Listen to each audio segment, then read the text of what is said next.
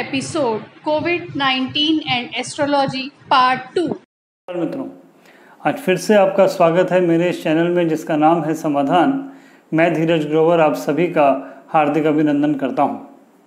आज हम फिर से चर्चा करेंगे वैश्विक महामारी कोविड-19 के बारे में, जिसके बारे में हमने 7 मई 2020 को एक वीडियो पब्लिश किया था और उसमें एक घटनाक्रम आपसे साझा किया था, जिसके तहत कोविड-19 कोरोना वायरस की उत्पत्ति कैसे हुई और कब तक समाप्ति होगी इसके बारे में हमने बात की थी।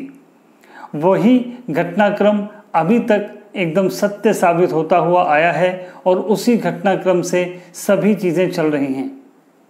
आप लोग घर में रहें, सुरक्षित रहें, यही आपको हिदायत है, क्योंकि इस समय थोड़ा सा नाजुक समय है आपके शरीर को लेके, आपके इम्यून पावर को लेके। आज हम उसी घटनाक्रम को एक बार रिवाइंड करेंगे और उसके बाद आगे जो घटनाक्रम हो सकता है, जिन डेट्स पे जो ज्योतिषीय परिवर्तन हो रहे हैं, उनका जो फायदा और फर्क पड़ेगा, हम उसके बारे में भी बात करेंगे। 11 मई 2020 को शनिदेव वक्री हुए और उस समय से हमारे देश में पेशेंट्स की संख्या बढ़नी शुरू हुई। 14 मई 2020 को जब गुरु वक्री हुए, उसके बाद हमारी रिकवरी रेट में थोड़ा सा इजाफा हुआ और जो रिकवरी रेट है वो धीरे धीरे बढ़ने लगी और अब तकरीबन 50% से ऊपर जो है हमारी रिकवरी रेट है और कुछ राज्यों में तो ये है 75% से ऊपर है। उसके पश्चात अगली घटना हुई वो ही 20 मई 2020 को जब राहु ने अपना नक्षत्र छोड़ा और वह मृगशिरा नक्षत्र में प्रवेश किया। वहीं पर जो वैक्सीन्स के ट्रायल हैं उनमें तेज़ी आई, जो दवाइयां हैं उनके कॉम्बिनेशंस को बनाने में तेज़ी आई। कुछ नए कॉम्बिनेशंस आए जिन्होंने फ़ायदा पहुंचाना शुरू किया, लेकिन समस्या आई हमारी मेडिकल फैसिलिटीज़ के ऊपर, इक्विपमेंट्स के ऊपर। वहाँ पे नए चैलेंजेस देखने को मिले। ऐसे में सरकारों द्वारा बड़े बड़े फैसले लिए गए हमारी मेडिकल फैसिलिटीज़ को लेके और उसका फ़ायदा ये हुआ कि अब कई जगह पर चीज़ें जो है वो कंट्रोल में है। अनलॉक 1 शुरू हो चुका है, लॉकडाउन ख़त्म हो चुका है, जीवन धीरे धीरे पटरी पर आने लगा है। अब उसके बाद जो घटना हुई, जो कि चौथी घटना थी, वो थी मंगल का राशि परिवर्तन, जो कि 18 जून 2020 को हुआ, जो कि कहीं ना कहीं वैक्सीन की तरफ एक और कदम आगे बढ़ाने वाला समय था। लेकिन सबसे महत्वपूर्ण घटना जो है वो 21 जून 2020 को हुई, जो कि कण सूर्य ग्रहण हमारे देश में दिखाई दिया, इस विश्व पे हुआ। और उसके कारण आप एक चीज़ नोटिस कीजिए कि एक ऐसी दवाई जो डेडिकेटेडली कोविड-19 के लिए जो है बनी, जिसके बारे में मैंने अपने पिछले वीडियो में जिक्र किया था कि हमको कोई ना कोई ऐसी एंटीबॉडी, ऐसी मेडिसिन मिलेगी जिसमें लोग बीमार तो पड़ेंगे परंतु वो ठीक भी होंगे और साथ ही साथ वो उनकी इम्यून पावर को भी राइज करेगी। मैंने वैक्सीन की बात नहीं की थी, मैंने एंटीबॉडी मेडिसिन की बात की थी। वैक्सीन अभी हमसे थोड़ी सी दूर है, वह उस तक पहुंचने से पहले कुछ और घटनाक्रम ज्योतिषीय रूप में होंगे जिनके बारे में हम आज बात करेंगे।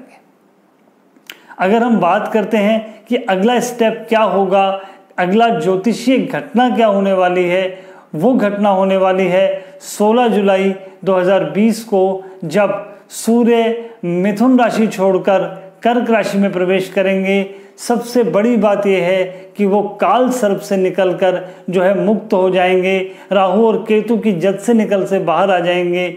वहीं से जो है मेरे को लगता है कि ये जो समस्या है इसमें और रिलीफ मिलने के पूरे चांसेस हैं। मैं केसेस कम होने की बात अभी भी नहीं कर रहा हूँ, मैं ये कहना चाह रहा हूँ कि इधर रिलीफ मिलेगा। हो सकता है हमारी रिकवरी रेट और भी ज़्यादा राइज करे और लोगों के मन का डर कम हो, क्योंकि सूर्य आत्मा के कारक होते हैं और कहीं ना कहीं जब सूर्य कमज़ोर अवस्था में हो या फंसे हुए हों तो डर की स्थिति बनती है। सूर्य सरकार के भी कारक होते हैं और सरकार का जो कारक प्लेनेट है, यदि वो परेशान होगा तो सरकार परेशान होगी और चैलेंजेस बढ़ेंगे। हम बात करते हैं अगली घटना के बारे में। अगली घटना जो कि होने जा रही है 27 जुलाई को, जब गुरु जो है वो वक्री होकर शुक्र के नक्षत्र में पहुंचेंगे। क्योंकि शुक्र को ज्योतिष में वैद्य माना गया है, संजीवनी का कारक माना गया है, वहाँ पर गुरु का पहुँचना कहीं ना कहीं वैक्सीन के ट्रायल का एक आखिरी फेज या सफलतम ट्रायल की ओर ले जाने का काम करेगा। उसके बाद 16 अगस्त को जब मंगल अपनी राशि में आएंगे, वहाँ आके वो हमारे इम्यून सिस्टम को स्ट्रॉन्ग करेंगे। फिर कहीं ना कहीं एक स्टेप हम और आगे बढ़ेंगे और यहाँ पर जनता में डर कम होगा। उसके बाद 13 सितंबर को जब गुरु मार्गी होकर शुक्र के नक्षत्र से दोबारा चलेंगे, जो कि मैंने आपसे कहा कि वैद्य हैं, मुझे लगता है कि final phase of vaccine trial कोई ना कोई हमारे को शॉट मिलेगा, वैक्सीन शॉट मिलेगा, जो हमारे को एक बहुत बड़ा गेम चेंजर साबित हो सकता है। और सबसे महत्वपूर्ण डेट जो मैं बताना चाहता हूं वो है 20 सितंबर, जब राहु अपनी राशि बदलेंगे, केतु अपनी राशि बदलेंगे और यहाँ से मुझे लगता है कि decline of covid, corona virus का डिक्लाइन शुरू हो जाएगा। कहीं ना कहीं मास लेवल पे मैन्युफैक्चरिंग होगी कुछ दवाइयों की, जिससे हम लोगों को बहुत ज़्यादा रिलीफ और उम्मीद दोनों मिलेंगे। और अंतिम तारीख जिसकी मैं बात करता हूँ 29 सितंबर, जब शनिदेव मार्गी होंगे, सूर्य के नक्षत्र में मार्गी होंगे और जल्दी जल्दी वह सूर्य के नक्षत्र को छोड़ेंगे, आगे बढ़ेंगे।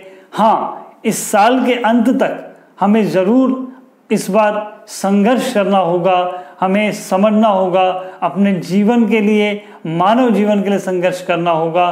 क्योंकि साल के अंत तक शनि सूर्य के ही नक्षत्र में संचरण करेंगे, सरकार के लिए चैलेंज होंगे और सरकार के लिए चैलेंज होते हैं हमारे मानव जीवन की सुरक्षा, हमारी आर्थिक स्थिति की सुरक्षा।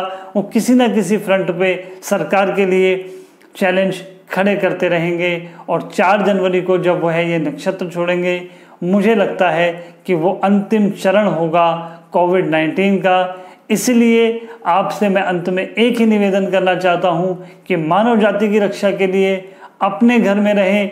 क्योंकि अगर मैं आज ग्रहों की स्थिति की बात करता हूं, शुक्र भी अपने घर में है, अपने स्वराशि में है, बुध भी अपनी स्वराशि में है, शनि भी अपनी स्वराशि में है और कहीं ना कहीं गुरु भी अपनी स्वराशि की ओर अग्रसर हैं। यानी कि अगर ग्रह ही अपने घरों में हैं तो मैं आपसे कहूँगा कि मानव जीवन की सुरक्षा के लिए आप भी अपने घरों में रहें। घर से तभी निकलें जब कोई बहुत ज़रूरी काम हो और दूसरों से अभी फिजिकल कांटेक्ट से आने से बचें। और ऐसी ही जानकारियों के लिए, अनेक रोचक जानकारियों के लिए आप मेरे चैनल को सब्सक्राइब करें, मुझे फॉलो करें और अब मुझे इजाज़त दें। नमस्कार।